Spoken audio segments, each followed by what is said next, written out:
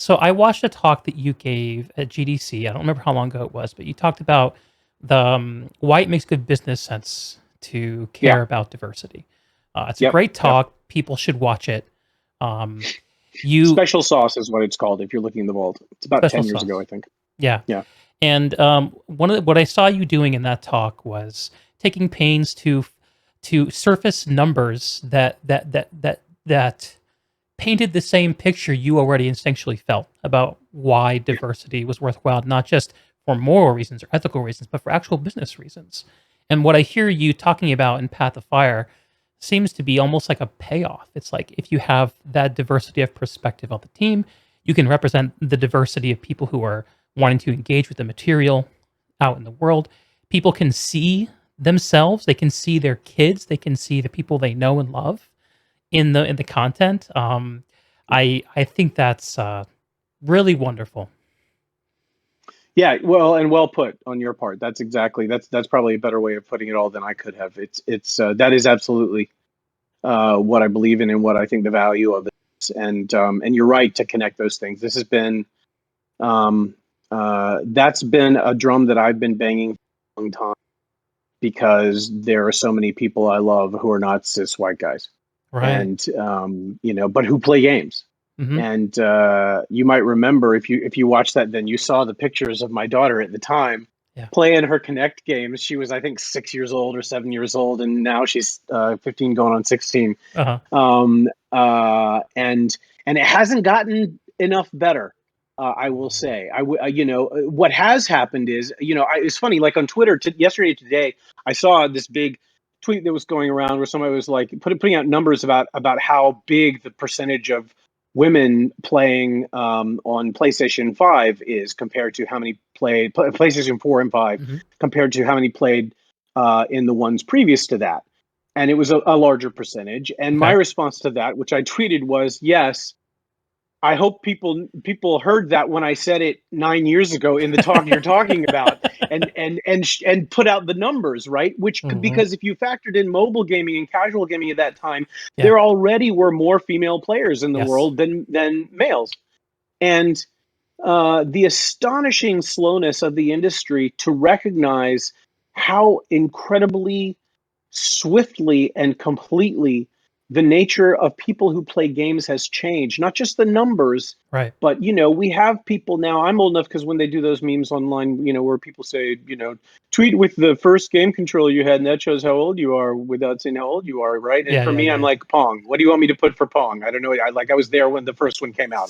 Little joystick. You Right. know, there are people who there's been a PlayStation for their whole lives, Uh huh. of one sort or another, right? I mean, everybody up to the age of 55 now grew up with video games Yeah. in one way or another. Yep. And that is a different world. And as we know, in terms of America, at the same time, our country has been getting browner and blacker and more gender and sexuality complex in a wider Pluralistic. spectrum Yeah. of identification. Yeah.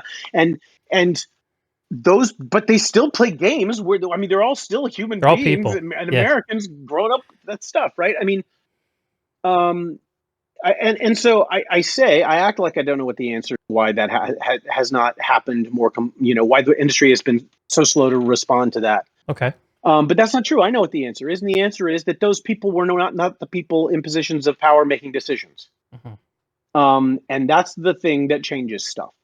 So Right. that's why, again, as you heard me talk about earlier, part of my sense of mission is I go out and find people from underrepresented groups who have talents and vision and incredible potential that could be brought to bear in the sphere of video game, making narrative based video games, and they're not necessarily the people who are going to apply. Hmm. So we have to go look for them in places where they may be. It is a truism. Some folks who are listening, I'm sure, will know this. It is a truism that cis white men will see a job posted with five qualifications that it asks for, five requirements, they'll say, Uh even though huh. there's nothing's ever a requirement. Job Don't pay attention descriptions. to that stuff. But yes, but that's what it says, requirements. Yeah. And there's five of them. And your average cis white guy, is what Novira calls overconfident white boys, will look at that and go, "Hey, I matched 2 of those 5. I am applying for this big." Right? It's true. It's true. Whereas people who don't fit that description don't feel that same sense of confidence about it, and will Yeah. go, "Oh, well, I only matched 4 of those 5, so I guess I shouldn't apply because there's no way I'm ever going to get it." Right? Right. Right. So, we have expanded on our team what the qualifications are, Mm. and we have abandoned some things that some folks in the industry have long held as absolute requirements. I know some Mm. very big companies with very big game franchises who, if you interview with them, you better be a level X whatever like player of their game, because if Mm. you're not, they're not interested, and you need to go away and play the game for 300 hours until you reach that level, and then you can come back and maybe they'll give you the time, right? Um, Seems so dumb. uh, Sorry. it is dumb. People hiring in this business, they seem to care about, have you worked on a game just like mine? Do you Mm. know my game inside and out? Right. Stuff like this. And I'm like, I can teach that stuff. That stuff can be learned Yeah. in a month. You know what I mean? There's nothing. Mhm. I honestly, we hired Julia Narden, and she came on, and she knew Guild Wars lore better than I did within a month. Sure. And she'd never worked in games before, but she Mm. had worked in interactive immersive theater, creating live immersive theater experiences in Oh, non-traditional places, which okay. turns out to be a really good skill set for That's making so interesting. narrative video games, right? I Yeah. had no idea. So it's like think about what you want to hire for and what you don't. Uh-huh.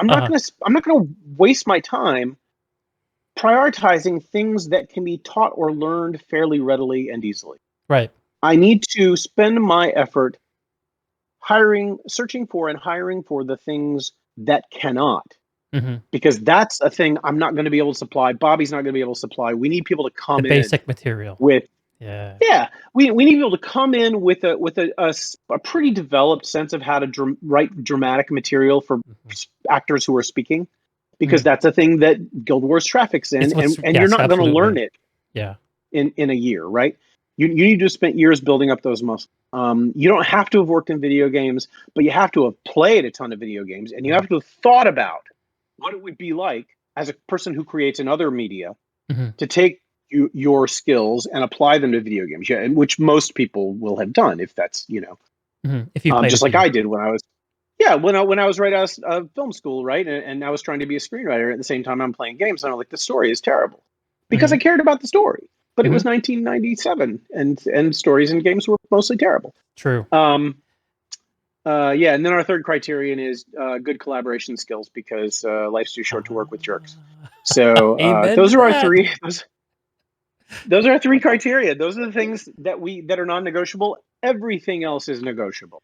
Yeah. And if you are bringing a perspective of any kind, we just hired an English guy. If you're bringing a perspective that's different from that of everybody else on the team, that is a big point in your favor. That is, Mhm. we actively want that. Mhm. We find value in all those things. Absolutely. I love that. Um, yeah, the question of how to distinguish between what are the ephemera and trappings of like the things that are correlated with the people Hmm. who can do the work versus the things that are actually intrinsically important, and to be able to separate those out. Yeah, Uh, yeah, that's a great way of putting it. That's exactly right. That's and exactly right. it takes a really discerning eye, I think, to do that anywhere you go. It does. And the other thing that always strikes me about the companies who are like, do you know our game? Have you played $1,000 Uh-huh. of our game?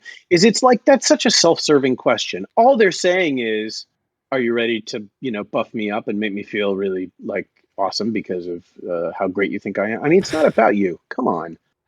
Well, Like, it's like saying I can have anyone I want. Why should I pick you? That that's kind of exactly what it is. That's right. That's right. And I yeah. hate that attitude. Oh, I hope anybody who's ever interviewed with us, even just for our mentorship program, I hope would say that the attitude they feel from us is, hey, you might be awesome. I want to give you every possible opportunity to show me how awesome you might be. mhm. Right? That's how I feel. I'm all about the potential, man. Yeah, Right? I don't need you to tell me what I've done. I know what. I Mhm. want to know what you have in you that could be of value and of use. And if you've got it, I'm going to give you every possible opportunity to show it to me. Yeah. You know. Yeah. How are you gonna make us more dangerous? Yeah.